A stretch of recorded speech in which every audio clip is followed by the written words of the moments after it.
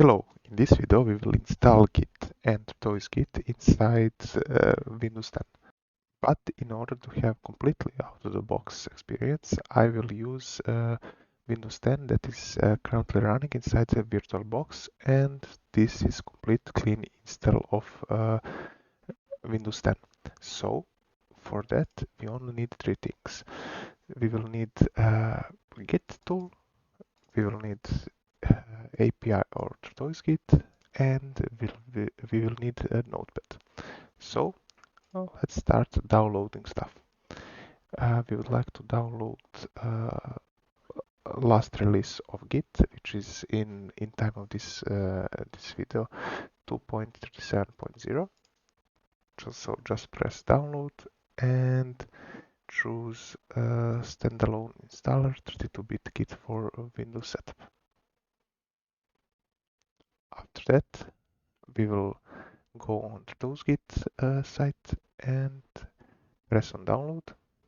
Again, choose 64-bit version of Windows.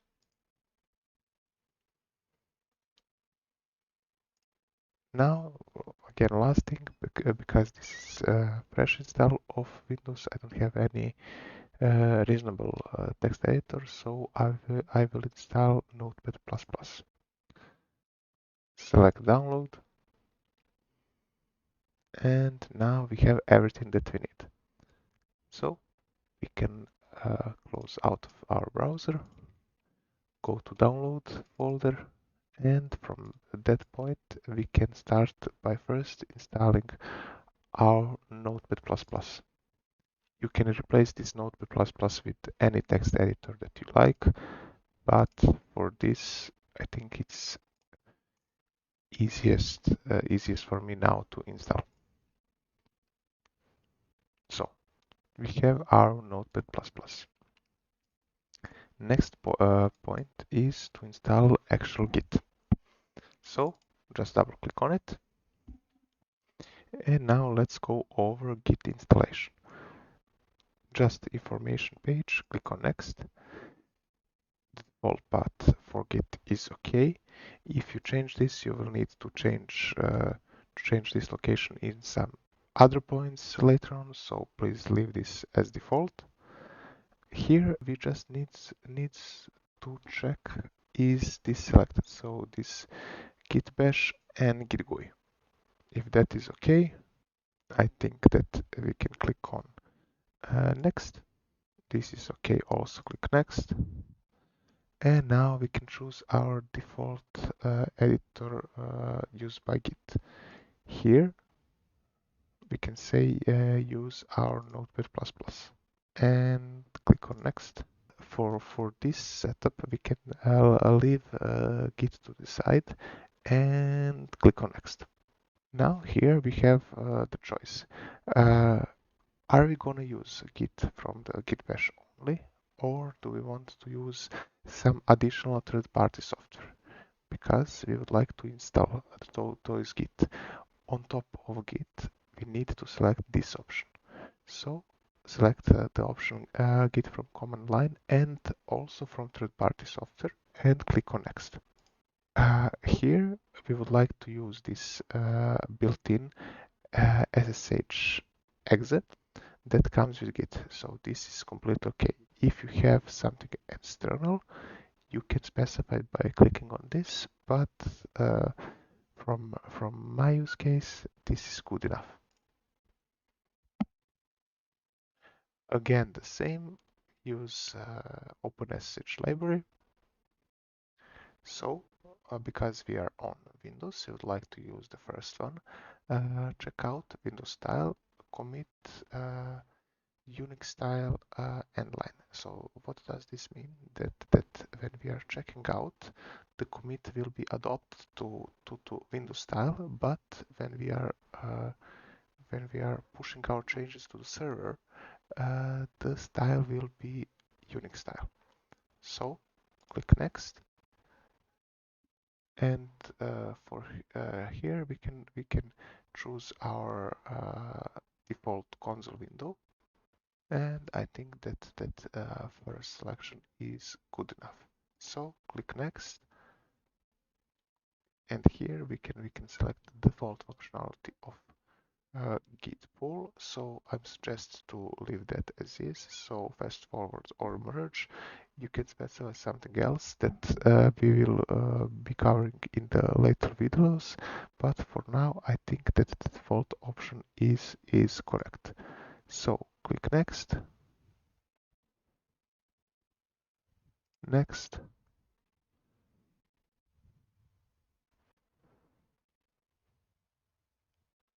next. And for this session, we can leave this as disabled and press on install.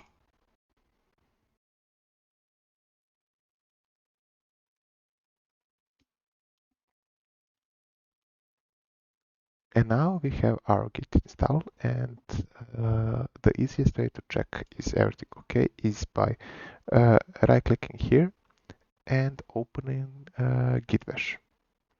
This should open our new terminal emulator, and if we now type git space -- version, we should get a reply like this that we are using version 2.37 for Windows. And with this, we have confirmed that we have Git installed. And now we can go to install TortoiseGit, which is basically add-on for Git. So let's just double click on it. And now start in set wizard by clicking next, next, and here we will select default. And for this we now need to select SSH, and as in previous installation we installed OpenSSH and default Git SSH client. So select this one and click on next. Now please leave the default path of TortoiseGit and click on next and install. The last step here is to run first press start wizard, so we will select this checkbox and click on finish. Now we have our TortoiseGit installed and we have this initial wizard. So let's go over this. First, let's select language. It's English, so just click next. Here we have some information, so for now we will skip this and click next. We will add the path to our Git bin, which is basically default path, so it's exactly here. So we can click next, or we can click check now. When we click check now, we here get our version of Git that is currently installed, so this path is working. Now we can click next, and here we have this initial configuration of our Git. But for now, because I would like to create this in comparison to Git, so that this is much easier when using TortoiseGit than actual Git. So I will do not store these settings now and click on next. So from here right away we can generate the boot keys with OpenSSL. And for now, again, I will skip this as well because we would like to go over this step by step. So just click finish. And now, if we just right click here, we should see that we have now our TortoiseGit commands here, which we can use. And if we click in About section, we can see that our TortoiseGit is 2.13 and our Git version is this, and that everything is linked as it should. So that is basically it for this video, and see you in the next one, in which we'll be initializing our first Git repository. See you then.